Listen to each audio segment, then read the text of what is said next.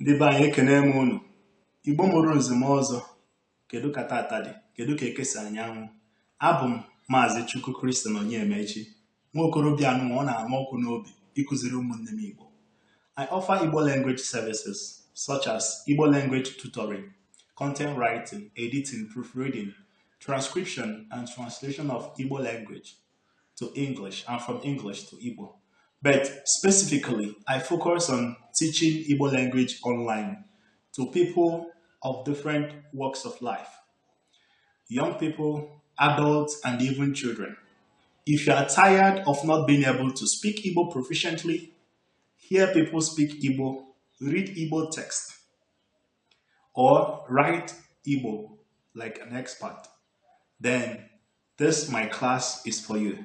I have different packages which you can select from, but I prefer that you contact me directly so that we can discuss about your specific needs. Whether you are looking forward to improving your speaking skill, you want to be able to interact with people in Igbo without being scared, without being shy or timid, or do you want to learn how to read Igbo text, how to write like a pro, or are you tired of being in the midst of Igbos?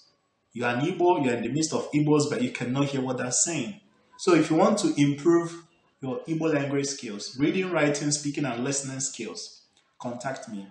I will help you to grow from your present proficiency level to the peak of Igbo language proficiency so that you can become an Akochie, Opokopi, and Odogu in Igbo language. So message me right away so that we can discuss about your specific needs and get started as soon as possible.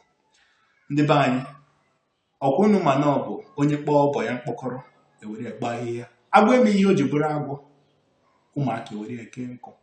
Ọ ka mma ka a chụọ ewu ojii anụnwa n'ehihie tupu chi ejie. Igbo bụ asụsụ anyị. Igbo ga-adịgide ebe. Contact me so that we can discuss about your Igbo language needs. I'm always available and ready to teach you asụsụ Igbo. Ka ị nwee ike wee na-asụ Igbo yere eye. Igbo na-ada gem. Ngwanụ ka ọ dị. Ndewo.